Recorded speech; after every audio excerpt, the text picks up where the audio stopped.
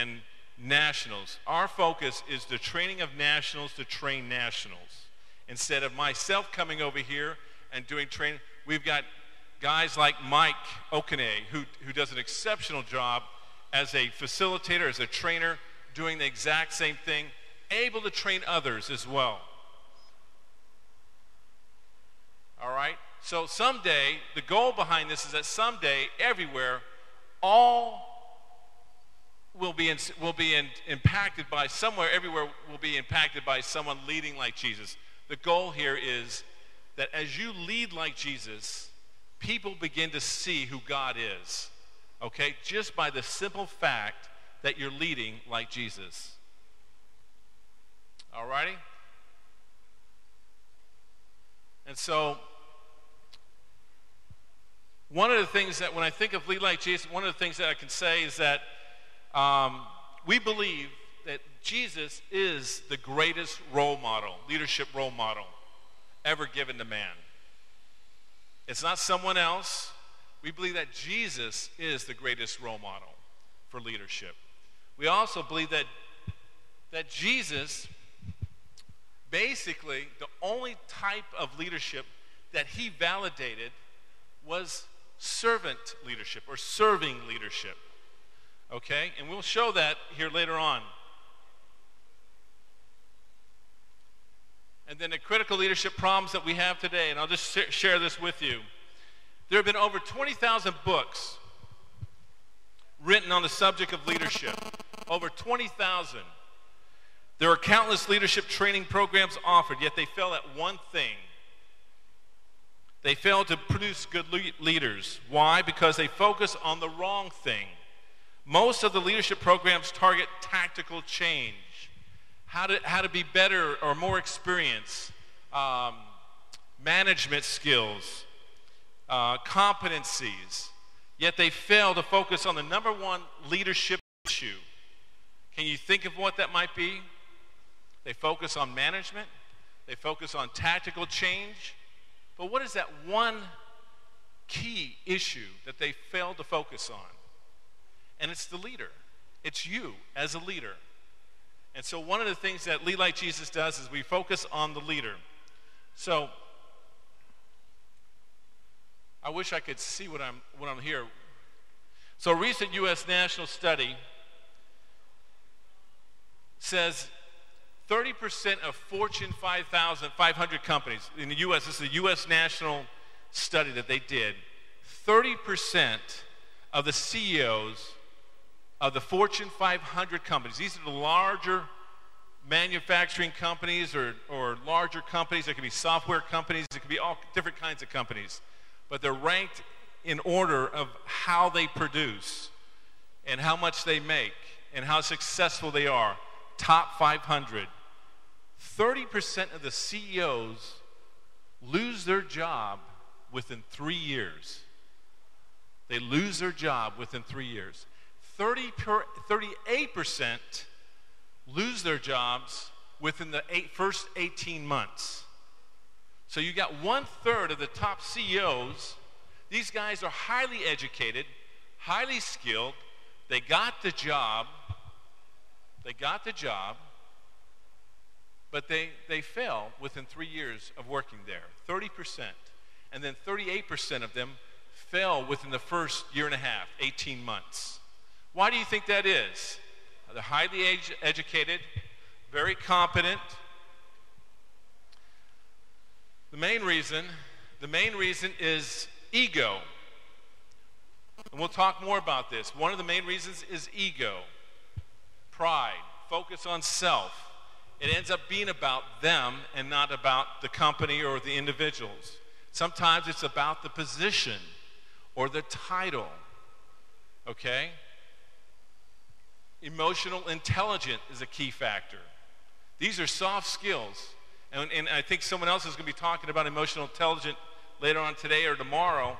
But that is a key factor. Not able to handle things in a crisis, overreacting, not being in control. One of the fruits of the Spirit is self-control. That is one of the things that they lack. Okay? So these are major things, especially when we talk about character and integrity. These people, for whatever reason, they lack the character that they need for long-term growth, for the empowering of others.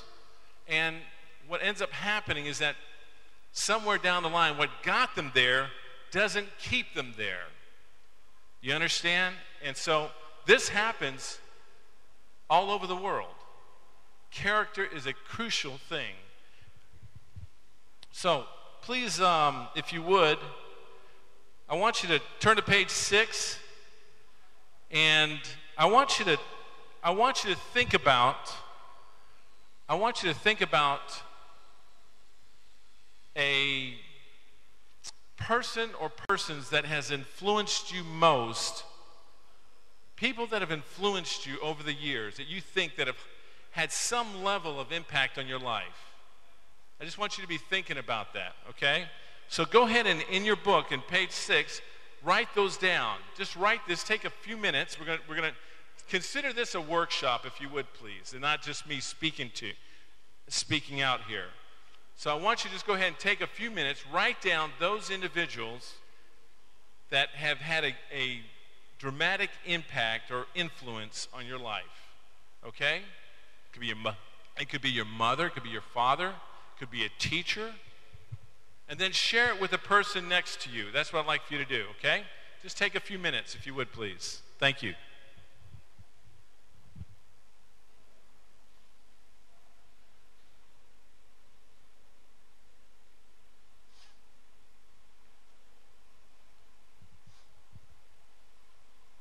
You actually work on the color?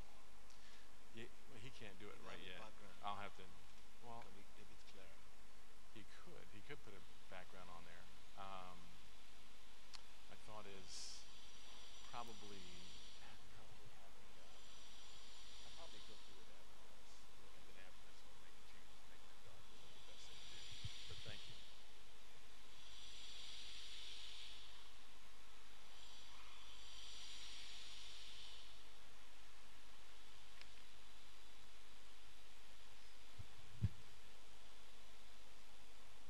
Thanks.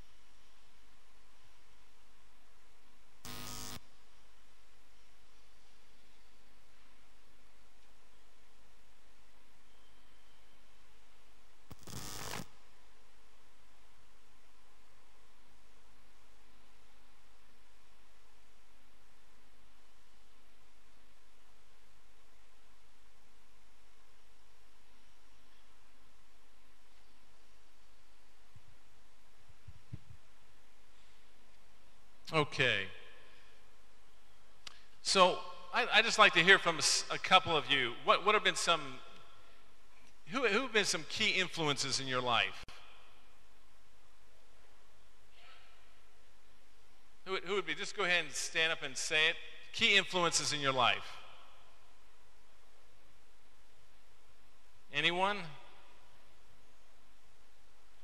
Who have been some key influences in your life that you've seen have influenced you greatly? Father? Who would say their father? Just raise your hand if you say your father has been a key influence in your life. Okay, how about your mother? Mother? More hands go up for mother. Teacher? Any teachers? How about Jesus? More hands for Jesus? Good. All right. All right, so what I'd like you to do is I want you to go ahead and on page 7, if you go to page 7 of your workbook, actually, no, stay on page 6. We'll talk about this, and then we'll get into page 7. Go ahead and we'll talk about influence and the spheres of influence. If you look here on your book, you have the spheres of influence. And leading self, when we talk about leading self, this is kind of the spheres of influence that you move in and out of. As you grow in Christ in your relationship with God, you grow in greater influence and greater effectiveness. And it begins with just learning to lead yourself. If I was to, let me go back here and I'll just share this with you. Good leaders need to become masters of themselves before they can be masters of anything else. Okay, that was Ray Williams of Financial Post. So we need to be good leaders of ourselves. And spheres of influence, when we talk about the spheres of influence, we're talking about leading self first. That's knowing who you are, how important it is to know who you are, and whose you are. Where is it that you get your self-value from? Who are you trying to please? That's what we're talking about when we talk about leading self. Understanding who is it that you are truly trying to please. And who is it that you value most? Whose opinion do you value most? Okay? Who you are, identity, and whose you are. The progression from that is the outer circle. Next outer circle, leading another. Leading another. And this is something that really pertains to trust. And building trust with another person. When Peter's out in the water, he's walking out in the water, and he says, "Lord, save me." And Jesus reaches out his hand and saves him, pulls him out of the water. There's a level of trust in Jesus. He had his eyes on Jesus at first and then got distracted. But there was Jesus there leading another, okay? And in the same way, it's building that level of trust. Why do you trust someone? Ask yourself that question. Why is it that you trust somebody? Can you think about that? Why is it that you trust God? I'm willing to submit that the reason why you trust somebody, and even God, has to do with character, has to do with integrity of that individual. I trust God because of what he says he does. And what he does, he has said. It's that what I say, think, and do is the same. Integrity. And that is the reason why you end up trusting other individuals. For whatever reason. I know for my wife, probably the biggest thing that I can say about my wife is the fact her integrity is amazing. She'll never say something and not mean it. And when she says she's going to do it, she does it. I mean, she does it. if she has slipped out a small promise to her kids, 6, 4, and 2, she goes all the way and says, no, we said that we were going to do this. We need to do this. Clearly, that's it. They know that when something has been told to them, it's going to be provided to them as much as possible, okay? As humanly as possible, I should say. But that is character. That is integrity. And that's the reason why you trust someone else, okay? And the next area, sorry about that, is, let me get this. I think someone else is working on this at the same time, is leading others. We're talking about leading others. Now you're talking about team. You're talking about family. You're talking about this spiritual laws that are in place for the family dynamics. You move from leading yourself to leading another to leading others, okay? One of the ways that God blesses us is with greater responsibility. When you're faithful with one thing, he blesses you with more, right? So in the same way, this is how you grow in leadership. The other thing is there is also the part where you develop community here as well. And then you go into leading an organization. The next realm is leading an organization. It could be a church.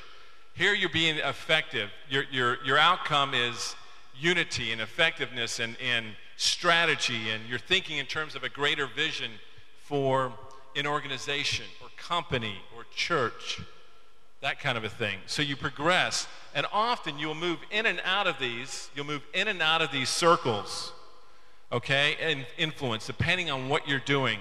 The question is, often we come here, we understand, we begin to understand who we are and whose we are, and because we have these, maybe we're charismatic, or maybe we have charisma, maybe we have just this natural, what they call a natural born leadership style, and it's recognized by others. Often what happens, this person gets hijacked and stuck in a role over here, right? Have you ever seen that happen? It could be just even someone going through seminary and all of a sudden he's a pastor. Or some seminaries really train that individual to become a pastor, but they haven't gone through maybe really understanding what trust is and how to build trust and how to have integrity in their walk. And so what happens here when someone jumps from here to leading others? And I think of this in the dynamics of teams, because I've seen it in corporations, I've seen it in churches, I've seen it in ministries, where they jump from one, just because they have this charisma and personality about them, they jump all the way up to becoming this, maybe a supervisor, or maybe just a leader of a team or something like that. But they haven't learned what it means to value other people. They haven't learned what it means to walk alongside others as a team. What do you think their leadership style would be like if they go from here to here or here? What do you think their leadership style would be like? Any thoughts? Be very directive. Very directive. That's what happens. Have you experienced that before? Where you have someone up and coming, dynamic, has the ability to communicate, has the ability to speak well, but they have not learned what it means to value other people and bring them along. Usually their way of leading is directive, very authoritative, okay? So,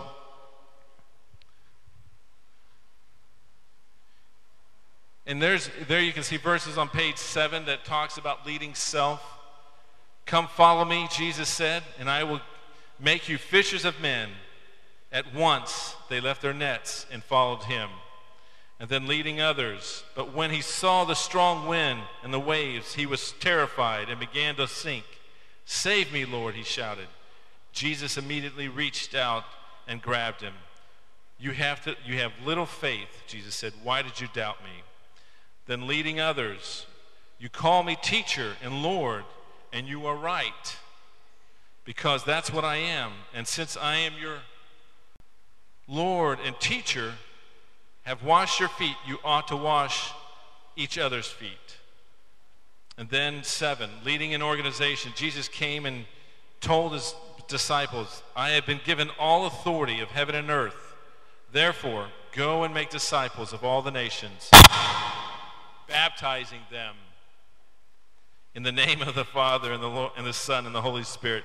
Teach these now disciples to obey all that I commanded you and all that I've given you. And be sure of this, I am with you always, even to the end of the age." All righty.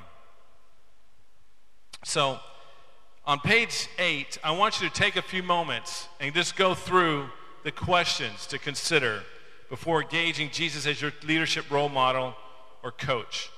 I want you to just look through those questions here and just answer them for yourself. Take about 3 to 5 minutes if you would, okay? 3 to 5 minutes, page 8, and just go through that. Just go ahead and answer them. Yes or no, and then there's 3 questions at the end. If you would, please.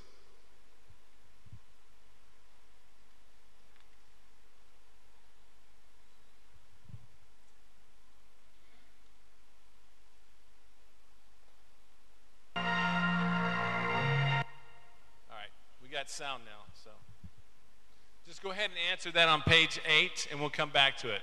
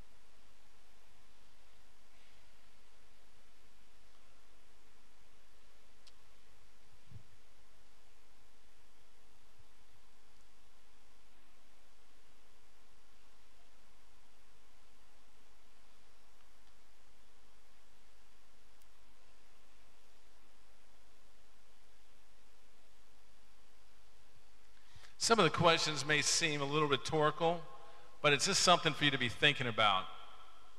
Okay?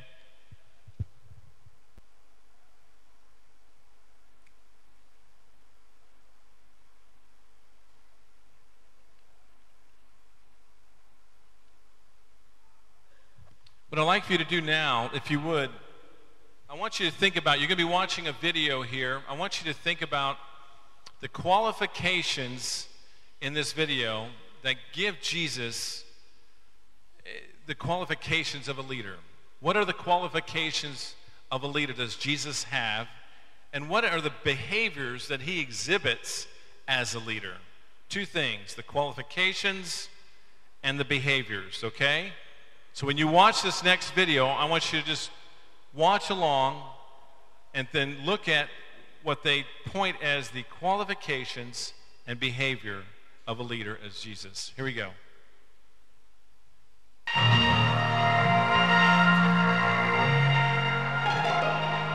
lot of us know the name and popularity of Jesus, the stories, the miracles, and the personality of Jesus.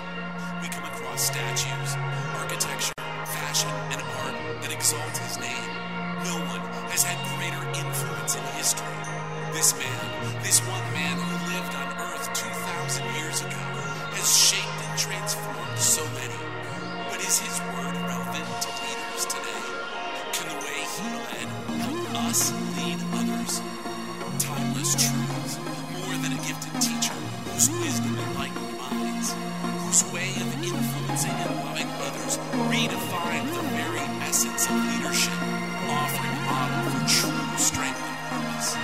Why Jesus, you ask? Here's an answer to this simple question. The leadership of Jesus is radically different from any other model of leadership known to man. No other leader has compelled people to join such a cause. The planned effect being to redeem, to restore our broken world. Assembling a flawed group of men, he set a standard for building teams. The men he invested in and empowered. All right, I'm going to just skip that. I'm so sorry. I'm not sure what happened there, but it's really, you can't hear the words but for whatever reason. So let's look at this. Let's focus on this a little bit. A new definition of leadership. And this is on page 9 of your workbook. A new definition. Anytime you seek to influence the thinking, behavior, or development of another, you're taking on the role of a leader. It's about influence. Anytime you seek, this is on page 9, anytime you seek to influence the thinking, behavior, or development of another, you're taking on the role of a leader. So what does that mean to you all? I'm curious what that means to you. Because if you look at that word anytime, that means anytime you seek to take on the role, or anytime you seek to influence the behavior, the thinking, or development of another person, you're taking on the role of a leader. That's any time. So it's all inclusive. It means it has nothing to do with education. It has nothing to do with a position or title. Anytime you seek to influence the thinking, behavior, or development of another, you are taking on the role of a leader. Mothers, huge, taking on the roles of a leader and raising their kids and training them. My wife, we homeschool our kids. She is taking on the role of a tremendous leader in the home. All right? So, where is education? Where is position? Where is titles? This should be a freeing statement for many in that, in the word, when you think about any time, this is a definition that is more distinctive for Lead Like Jesus than anything else.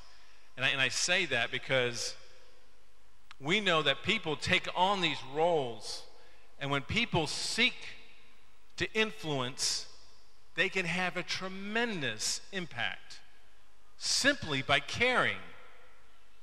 If a house is burning and there's children in the house and a house is burning, who do you think is going to run in there into that burning house to save those kids? Chances are the mother would be there. They'd be trying to hold that mother back. All right? She's going to do everything she can to try to get in that house and save her children. In the same way, my daughter, my 4-year-old daughter, she knows how to influence her daddy and mommy.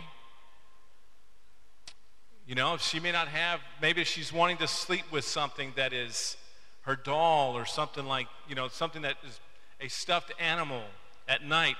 There's been times where she has mom and dad looking through the house just for that little doll, just so that she can go to sleep. All right? So this is, when I think about this distinctive definition, it's a freeing thing in terms of valuing people and understanding that anytime someone seeks to influence, you know, it's having that caring heart. And when we think of lead like Jesus, when we think of leading like Jesus, we really truly believe it starts with the heart. It starts on the inside. Caring, valuing. One of the biggest things that leaders missed is that they don't get the heart right. And when we talk about servant leadership, when we talk about serving leadership or servant leadership, leading the type of leadership that Jesus validates, the only kind, there is no option B. You know, he came to serve, not to be served. He says it clearly. There is no other option. Right? So this is one of the things that when you think about seeking to influence, you have an opportunity here to really have a tremendous impact. And servant leadership will only go so far. When we think of servant leadership, it really only goes so far as a heart deeply connected to the Father. And the reason why Jesus could be that amazing example is that here is a man whose heart is deeply connected to the Father. Amen? All righty. So you can't see this, but one of the things that we'll talk about here tonight, we're going to talk about the heart. And that is, why do you lead as leaders? What are your motives for leading? What motivates you as a leader to lead? Okay? We're going to discuss the heart of a leader. The next day, tomorrow morning, we'll discuss the head of a leader. What you truly believe about leadership, how that aligns with Jesus, and how it doesn't align with Jesus. Okay? What you think as a leader. All right? And exposing that. One of the things we try to do is have these, and especially in the workshops, we'll have interactive exercises that are more geared to interaction and more geared to for you to discover what that might be. The second thing is the hands. We'll look at the hands. These are the 4 domains of leadership. The hands. What leaders do. When we talk about situational leadership, we're talking about the hands. Okay? What leaders actually do. How do they do it? And what they need to do in terms of even teams and valuing others and stuff like that. And then lastly, but really most importantly, are the habits of a leader. What keep leaders on track? What is it that keeps you on track as a leader and keeps you moving and empowering others and developing others? Okay? What is it that keeps you on track? And we'll be talking about that as well. The habits of a leader. All righty? And I am going to be ending a little bit early on this note. This is where I kind of stop. What I'd like for you to do, though, if you could, make sure that you answer those things. And those 3 questions on 8, I really like for you to just take the time and go through those 3 questions on 8 and use that time even now if you want just to make sure you answer those questions on 8 and what that means for you. I wish you could have seen the video, but we'll work on it, okay? And I apologize for that deeply. All right, thank you very much. God bless you.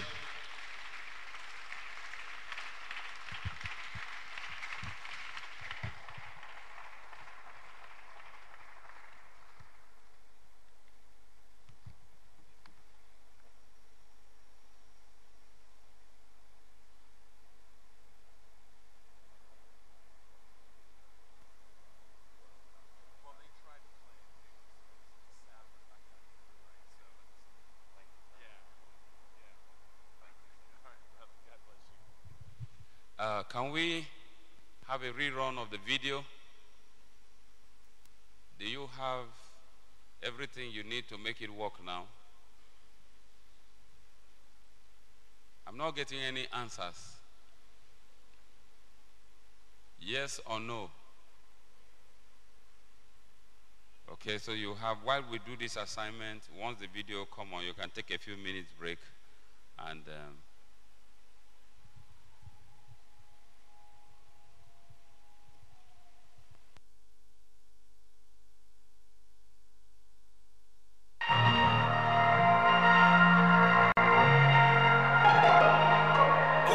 know the name and popularity of Jesus, the stories, the miracles, and the personality of Jesus. We come across statues, architecture, fashion, and art that exalt his name. No one has had greater influence in history. This one man who lived on earth 2,000 years ago, has shaped and transformed so many. But is his word relevant to leaders today? Can the way he led help us lead others? Timeless truths, more than a gifted teacher whose wisdom enlightened minds, whose way of influencing and loving others redefined the very essence of leadership, offering a model for true strength and purpose. Why Jesus, you ask? Here's an answer to this simple question.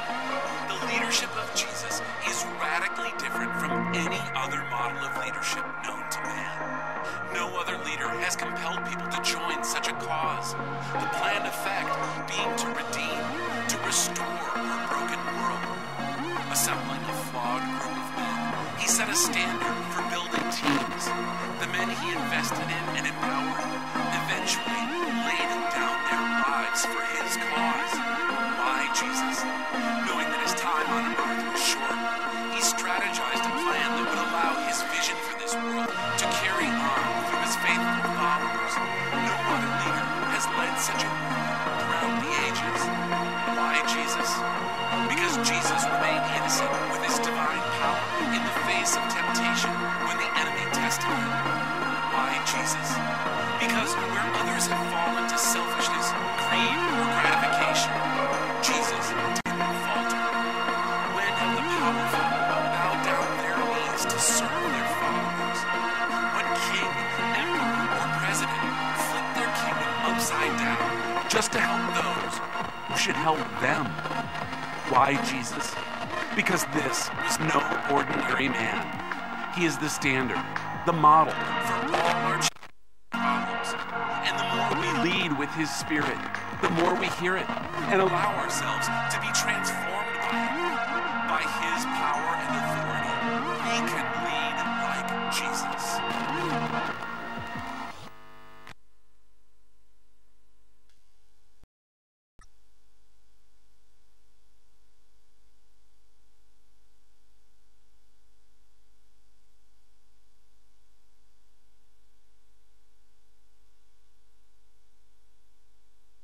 3 minutes more. Not for the video, for your Jesus question. Write it in your book. This exam now. Don't fail in this exam and go and tell your children stories.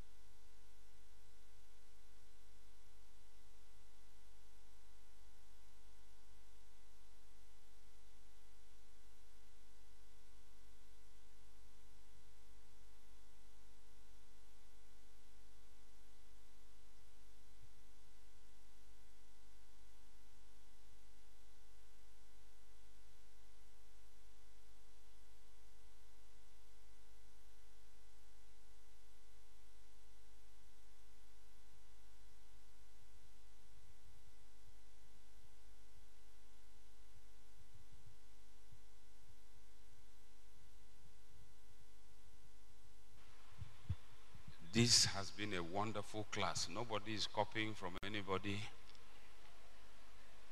It's amazing. The Spirit of God must be. Is it because it's a church building? Anyway, I'm sure you know they won't take your book. When we do our own trainings and we use manuals, we always encourage you to write your name on the front cover. Hello? Because these books are all the same. So that if you leave your own somewhere, they can help you find it. There are no thieves among us, but you can mistakenly take somebody else's own. What you write inside is very important to you. So write your name where? On the front. You don't need to open it to check whether that's yours or not yours. All right, we're going to, our break started. We need, those of you who are not in residence, we just go around the book stands, look for something to buy. Those of you in residence, please get out, take a cup of tea, Milo, chocolate, or coffee. And then the next session will begin at what time? All right, before then, we ask Pastor Kulechi to please lead our facilitators and our other national leaders down this way while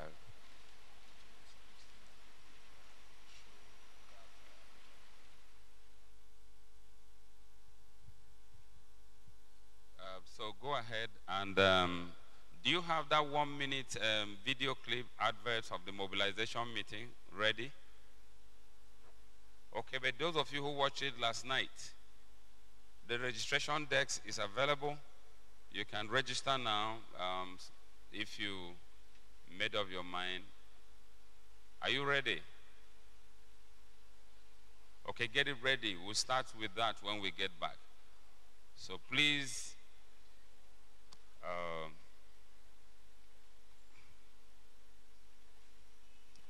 please, let's just follow Pastor Kelechi this way.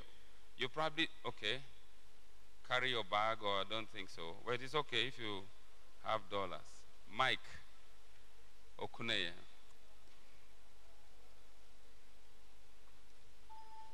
Enem.